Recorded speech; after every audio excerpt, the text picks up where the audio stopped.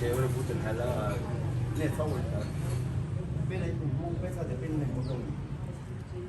không tết chờ nào một đồng là bên tàu nho này bên là nho nó phải là chờ đồ thì nó tới đồ phải là cả tuổi nó đây là nó rồi ít lùng nó tôi sẽ đến nó nhá nó sẽ được tôi cái nhá là lúc này lúc bao hàng cả tuổi đó đấy sẽ đợi cho tôi cái này con mò sẽ nói với cho những cái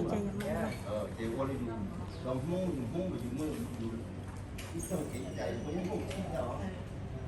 cái món mà cái sợi bông đó để sợi cái món mà không cần phải tăng khốc cái dạng của đâu nọ đâu cả nhé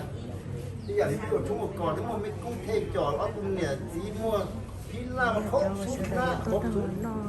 เป็นมันก็มันตัวที่มันสีเกินสีเดี๋ยวเนาะหรือขนาดครบสุดอย่างของอยู่ตรงนี้เนาะจะเป็นการตั้งมาสุดอย่างของแล้วสิก็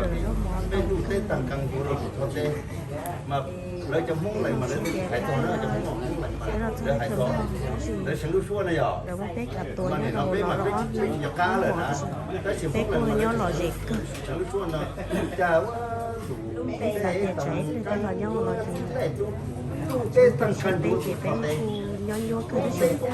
biết là cô lò gì cơ เพราะน้ำมันเราลูน้ำมันไทยก็จนจงกันเดียวเสด็จตัวเสด็จเป้น่ะ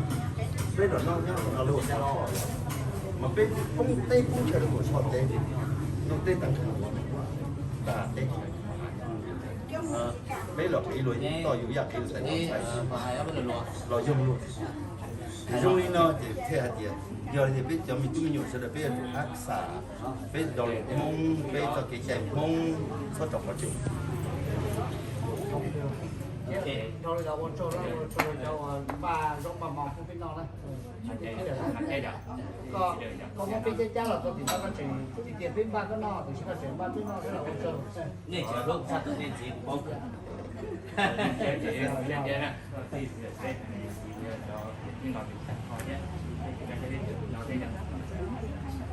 bây giờ nó trên này thì bây giờ tim không lâu sẽ dặn thì câu theo cái mấy lấy họ chơi nó ở lúc bắt phá cả tuổi nhớ tôi lò gì cơ hôm nay nhớ tôi cá chết thế là chỉ mua đi đa thì mua phải đi lò gì cơ lúc tiêu là nhớ cả tuổi nó lò gì á chỉ xả tớ nhớ ý ăn thì là như tao nhớ tao lò gì chúa cái chỉ cả tuổi nó rong rong cơ theo nó họ chơi là ô sẽ là nhớ nó mò là gì đi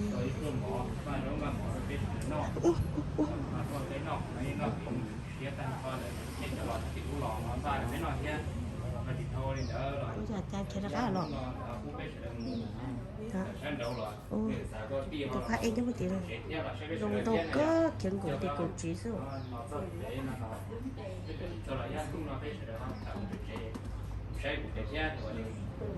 này cái ti này chẳng nhớ sát thì uống đến đi thôi nhiều cái nhiều trong đoàn đi họ lọt tàu họ phải chở tiền này là biết cứ nhiều biết tôi tiền này xứ chỉ của nó biết sát tiền này thì chắc thì biết rồi thì biết tôi chỉ đó là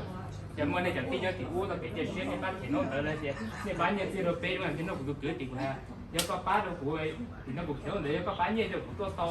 เขาจะไปกูตีเนี่ยซึ่งเดี๋ยวไปได้เธอไปกูเนี่ยโยนใส่เนี่ยเจ๊เดี๋ยวก็ไปกูเนี่ยเสียไปเจ๊ยังของตัวติดเนี่ยสิจะไปกูเล็กตัวอย่างนั้นนี่กูตีมาถัดทั้งนี้แล้วแต่lúc nàoยังเสียเกินโกลียังจิกจีจอเนี่ยจะตีจะได้เจ๊นะอย่าให้ได้เราตัวเดี๋ยวอยู่ตัวตีเลยยังเจอแบบก็ตีป้าเขียนโน่นไหนรัวเดี๋ยวไปถึงน้องเขามั่วตัวเดี๋ยวไปยังสาตัวหน่อยเดี๋ยวแบบก็ตีทันเขานะเก๋คงเสียเดี๋ยวก็ตีเดี๋ยวยิ่งคิดว่าที่เขาโตแล้วถึงจะรู้น้องหมดแค่เป็นmột cáiแค่một cáiก็เขาบอกว่าปลอดภัยแค่นี่ย่อทัศน์ตีมาเขาแบบมึงจงหรือที่จะไปแต่ย่อต่อป้า